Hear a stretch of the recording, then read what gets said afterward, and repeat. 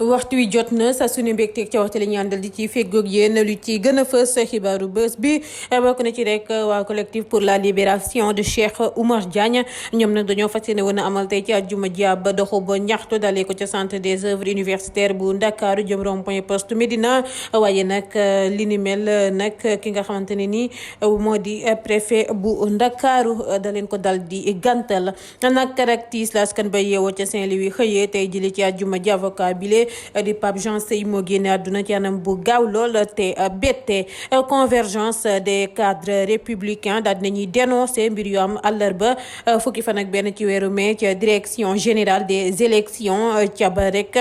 ki la di Barthélémy Dias bëggee woon force dugg ca biir direction boobee ngir rek nee nañu indi ay coppite ci liste coalition yi Yewwi Askan Wi ngir département bu Ndakaaru ñu daal di ko koy gàntal la danañu wax ci mbirum Farba Ngom waxoon na li ni mel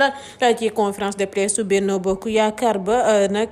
ba daal di tudd sax turam mel na ni nag quotidien bile di l'info daal dinay xëy tey ci ajjuma ji jox Farba Ngom dëgg ci li ni mel la ñu xamle daal di koy xaatim fësal ko dinañ leen ko jottali Cheikh Bara Dolly Mbacké àdduna ci mbir mi ni mel ne daal liste Yewwi Askan Wi ba nga xamante ni dañ ko rejeté file ci Ndakaaru dara waralu ko lu dul daal ñàkk a déggoo gu am ci diggante Khalifa Sall ak PDS ñoom ñooñee sax la nga xamante ne ni moom moo indi bile rek jafe-jafe wala li lay jural leen musiba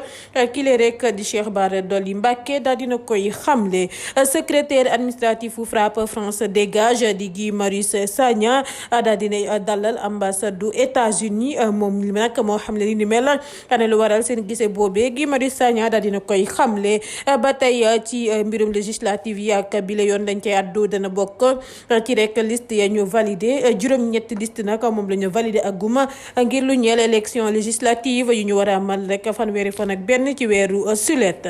Pape Djibril Fall daal dinay tontu professeur Amsatou Sow Sidibé bu ko tuumaan mbirum recel de parrainage taskatu xabaar bi nag daal dinay wax lépp gannaaw ba ko kenn rek woowee file ci Seneweb na mbir ya tëddee yëpp daal dina koy xamle ñu fas yéene leen ko jottali Cheikh Amar àttekatu ñaareelu cabinet bi mujj na ko inculpé moom nag ñoo ngi koy toppee tentative d'extorsion de fonds dénonciation calomnieuse ak faux et usage de faux en écriture privée danañu wax ci mbirum animateur bi lee di Kouthia Show moom nag daal dinay woon ginnaaw télévision Futurs Médias la ko wundu Kouthia xamle na ko ci ab bataaxal ba mu biral laata rek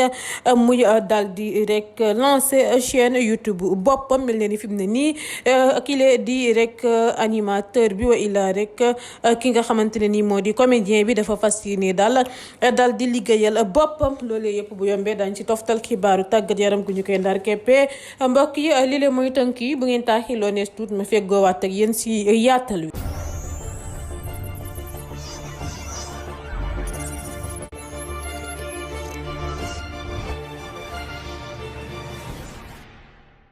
mu ngoog bàkk ba jib na nuyu leen bu baax yéen ñu ñuy teewlu waxtu wi temb collectif pour la libération de Cheikh Oumar Diagne dañoo prévoir woon tey jilee ci àjjuma ji amal ab doxu ba ñaxtu dalee ko ca centre des œuvres universitaires bu Ndakaaru jëm rond-point poste Médina jaari hôpital Abass Ndao ak marché Tilène waaye nag ba ñuy prévoir li ni mel wuñu woon rek préfecture bu Ndakaaru bu biral ab arrêté tere leen seen doxum ñaxtu boobee autorité administrative ba nee na daal da leen ko gàntalal ndax li ni mel mën na jural trouble à l'ordre public gàllankoor tamit wàllum circulation nak rek tiis la askan ba yeewoo ci diwaanu Saint-Louis yeewoo tey jile ci àjjuma ji avocat bile di maître Pape Jean Seye moo génn àdduna la ca gën a yéeme mooy daal na mbir mi gaawee ndaxte démb ci alxames gi mi ngi woon tribunal bu Saint-Louis ngir wàllum procès buy wutale maire Saint-Louis Mansour Faye ak activiste bile di Gaz El Salvador doon représenté sax partie civile ba di Mansour Faye tax demam bi bett ñu bëri loola équipe Seneweb yëpp ñoo ngi koy jàll njabootam ak baro bi ci sama kaddu convergence des cadres républicains daal dinañuy dénoncer mbir yu am àllarba fukki fan ak benn ci weeru mai ca direction générale des élections ca ba kile di Barthélémy Dias bëggee rek forcé dugg ca direction ba ngir nay nañu daal indi ay coppite ci liste coalition ngu Yewwi Askan Wi ngi département bu Ndakaaru ñu daal di ko koy gàntalal ndax nekkul ne maire Ndakaaru mooy war a rek def boobu le rôle cadre républicain yi nag daal di nañuy fàttali ne code électoral sénégalais bi prévoirul fenn fu ñu mën a rek remplacer ngir motifu démission naka noonu la ñu ne nag na Barthélémy Dias réagir dafa mel ni daal daa bëggoon a nëbb violation bu liste départementale Yewwi Askan Wi file ci Ndakaaru def ci wàllum parité gi ba loolu weesoo la ñu félicité seeni ay camarades yu investir ci collecte parrain yi tax daal Benno Bokk Yaakaar participer ci législative yuy ñëw tey woote mobilisation bu am doole ci bopp liste bi Aminata Touré laata ñuy félicité tamit njiitu réew mi Macky Sall tey rafetlu enveloppe ñeent fukki milliards ak ñett ya nga xamante ne ni daal dina koy séddale ménage ya ko yelloo. ba tey ci mbirum liste Yewwi Askan Wi Bamba Fall daal dina cay dal Barthélémy Dias ci ab vidéo la xam leen ni ñoom tamit ay maire lañu te Ndakaaru lañu nekk te boy xool maire Dakar yi nga tàmbalee ko ci Lamine Gueye Mamadou Diop Pape Diop Khalifa Sall ba ci kile di Soxam mësuñoo gis maire Ndakaaru buy xeex ak ay policier di jalgati te yaakaar na ni Dakar waroon nañoo weesu fu maire bu war a joxe exemple am comportement bile ndaxte maire bu ñu la rek tànneef nga ci say kàddu ak si ay jëfin dañu see rek war a xool gannaaw loolee la ne nag nul n'est au-dessus de la loi te ba muy dem direction des élections demu fa moom baax te ngir titre maire titre candidat la fa demee te mandataire moo fa am droit ba tax na kon bu jalgatee dañu koy teg ci yoon ba loolu weesoo mu yokk ci ay kàddoom ne tas réew weesuwul nga ne daal ñun parti politique kat déposé nañu waaye daal fonctionnaire ya ca biir ci ordre Macky Sall ñoo falsifié liste bi di lu graaw lool ba tax na kon bu yàlla defee ba tey kenn si ñoom di njiital groupe parlementaire ba ne daal kenn falsifié wu ko ba ñu koy déposé xam nañu ne daal dañoo daal jubboowul woon ci seen biir ndax kenn nanguwul bàyyi ñu daal di forcé dugal ko bu rek mbir mi demee daal ba daal di rek indi dara ñu daal di xam la ni Pala Samb turu jigéen la far seen deal boobee daal di claté ba tax na kon seen di complot la ñu defoon mu këpp war seen kaw kon nag dañu waroon a assumer képp mu xamle ko moom moomee di Bamba Fall. Farba Ngom waxoon na ko ci conférence de presse Benno Bokk Yaakaar ba tudd sax turam mel na ni nag quotidien bi di l'info daal dinay xëy tey ci àjjuma ji jox ko dëgg journal bi la mu xaatim nag moo di gannaaw discussion yi si diggante Yewwi Askan Wi ak wàllu Sénégal dañoo ne dañuy dindi turu Pala Samb ngir rek remplacer ko benn jigéenu taxaw Sénégal ba noppi def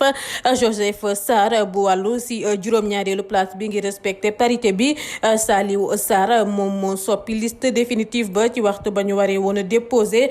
ci commission ba dal di maintenir liste bi ak kile di Pala Samb moom moomee daal dina expliquer ni ay représentants yu Sénat ak DGE yamu ca waxal ci commission bi ñoo ko ne daal liste bi ak kile di Pala Samb valable na li ni mel moo tax Barthélémy Dias ak Déthié Fall wax ci ba ñuy janook presse bi ne daal liste boobee nekkul bu mandataire bi joxe woon Khalifa Sall nag ak mandataire national ba Déthié Fall dañu leen yéex a yëgal fekk mu guddi lool dépôt ab liste bu ñu respecté wul li lee di parité bi. Cheikh Bara Dolly Mbacké àdduna ci mbir mi ni mel ne liste Yewwi Askan Wi bu ñu rejeté file ci Ndakaaru dara waralu ko lu dul ñàkk déggoo gu am seen diggante si Khalifa Sall ak PDS ca nag RFM la yëkki ay kàddu ne daal lu xew simple na Khalifa Sall daa bëggoon a joxe poulain wam PDS bëggoon a joxe responsable am bi Ndakaaru ñu daal di discuter si ngir kenn retiré waaye nag déggoowuñu ca tax daal ku nekk jàpp fa mu jàpp daal bañ a sacrifier poulain wam ñu mujj leen a def ñoom ñaar ñëpp di ay góor ceel boobule liste waaye laataa ñuy déposer liste bi ñëpp xamoon nañu ne liste woowee rek juróomi góor la am ak ñaari jigéen ñëpp xamoon nañu ne liste woowee respecté wuñu ca wàllum parité gi ba loolu weesoo la ne nag dañoo bëggoon a nax waa direction générale des élections. Secrétaire administratif FRAPP France dégage di Guy Marius Sagna daal dinay diisoog ab délégation représentation diplomatique américaine file ci Ndakaaru démb ci alxames gi waxtaanee nañu nag ay sujet yu bëri bokk ci candidature am bu mu annoncé ngir élection législative yuy ñëw bu ñu sukkandikoo ci activiste bi ci ab bataaxal la xam leen ni moom Guy Marius Sagna dalal na ab délégation ambassade du États-Unis ca siège u FRAPP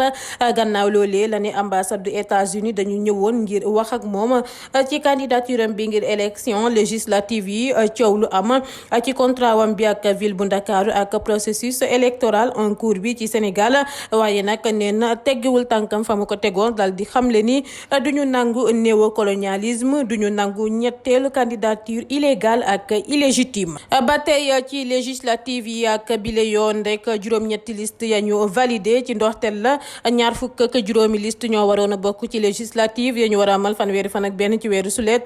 fukk ak juróom nag la ñu mujjee déposé ca direction générale des élections gannaaw ba ñu saytoo parrainage yi juróom-ñaari dossier la ñu seppi dal di rek retenir juróom-ñett bu ñu sukkandikoo ci observateur bu biral xibaar bi liste yooyee dinañu si def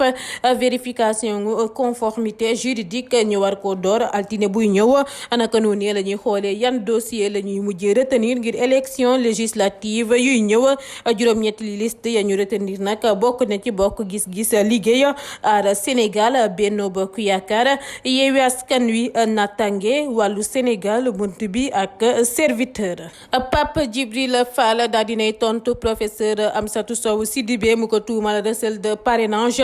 taskatu xabaar bi nag nee na dara amu ca naka noonu la ne nag ba mu defee appelam ngir parrainage gi ci terrain bi la nekkoon mu yónnee ko bataaxal mu dal di am ka mu koy booleel ndax nekkul woon Dakar ba loolu weesu la ne professeur bi daa bëggoon a nekk si ñaareelu rek place bi ci liste wi nit yi nanguwuñu woon kamu yebaloon daa ñëwoon nag ak ay parrain waaye daal document ba niriwul woon lu baax ndax daa am ku bind ak big ay numéro pièce d'identité yu existé wul way laa ya nga xamante ni amul te nag fukki junneek juróomi rek parrain moo nekkoon ci document bi loolee du dëgg junne yi faux parrain moo ca nekkoon li ni mel tax mu ne dafay naan sax ba xam ndax Amsatou Sow Sidibé ñëwul woon ci moom ngir faux parrain wam yooyee ñàkk validé candidature am daf ko bind te honnêtul woon benn yoon ci fee yi waaye nag tey ñu ànd ak moom bëri nañu moom Pape Djibril Fall bu ko defee sax ci misaal nee na 2000 la ñu ko laajoon ngir compléter mu indi 9000. leneen Cheikh Amar àttekatu ñaareelu cabinet bi mujj na ko inculpé moom nag homme d'affaires bi ñoo ngi koy toppee tentative d'extorsion de fonds dénonciation calomnieuse ak faux et usage de faux en écriture privée source a bu biral xibaar bi xam le na ni àttekat bi yëgal na Cheikh Amar inculpation wam bi moom moomee sax avocat wam bi maître Bamba Cissé moo ko assisté woon naka noonu ne la magistrat bi toppee réquisitoire procureur bu sàkku woon ñu inculpé patron TSE bi gannaaw plaintum ancien ministre bi lee di Samuel Sarr ñaari parti yi convoqué nañu leen àllarba buy ñëw ca bureau du magistrat ngir rek ab confrontation homme d'affaires bi dafa déposé woon ab plainte jëmale ci ancien ministre de l'énergie bi ngir daal wàllum escroquerie ndax nee na dafa jël ci moom 2 milliards ci turu Ablaye Wade te joxu ko ca rek 15. people animateur bi lee di Kouthia Show daal dinay woon gannaaw télévision Futurs Médias ca bataaxal ba mu xaatim biral ko ci statut WhatsApp am comédien bi xamle na ci ne daal tekki na ndombal tànkam ca boobule télévision gannaaw ba mu fa defee lu mot fukki at la ko waral nee na daal du animateur artiste bu libre la bu indépendant laata muy naan depuis daal ba mu yëkkee ay kaddu ci rek ña nga xamante ni ay soi-disant oustaz lañu la am ñagasoo rek daal di tàmbalee juddu waaye daal day mësa libre moom Kouthia te kàddoom yooyu mu yëkki dindiwu ca virgule laata muy naan yàlla ñëpp la fi nekkal te moom du koy cuuc càppe ci ay média daa mësa fidèle waaye nag tey la neex ñu bañ gannaaw nag lile daal dinañuy jot ab xibaar ne Kouthia sax daal dinay xëy lancé chaîne YouTube am ak 200 wa ilaa ñaar téeméeri abonné si lu motul sax benn waxtu. noonu laa yo xuusee ci xibaaru tàggat yaram ligue bu njëkk bi daal dinay biral liste joueurs yu gën a xarañ ci saison bi ci liste ba nag gis nañu ca Mohamed Salah ak Trent Alexander-Arnold waaye nag gisuñu ca benn yoon kile di Sadio Mané juróom-ñetti joueur nag yàlla ñu daal di retenir ngir lu ñeer joueurs yu gën a xarañ ci saison 2021-2022 bi ci ligue bu njëkk bi ci ñoom bokk na si Kevin De Bruyne ak rek kile di Joao Cancelo, Trent Alexander-Arnold, Mohamed Salah, Bukayo Saka, James Ward-Prowse ak rek Heung-min Son ak Jarrod Bowen ca liste ba nag nemmeeku nañu ca ay absent yu rëy loola bokk ci suñu international sénégalais bi lee di Sadio Mané mu nga ko xibaar yi buur na jaajëfal leen bu baax a baax yéen ñuy doon teewlu fépp ci àdduna gi te leen di ñaanal kenn dalu ba jàmm ak salaam.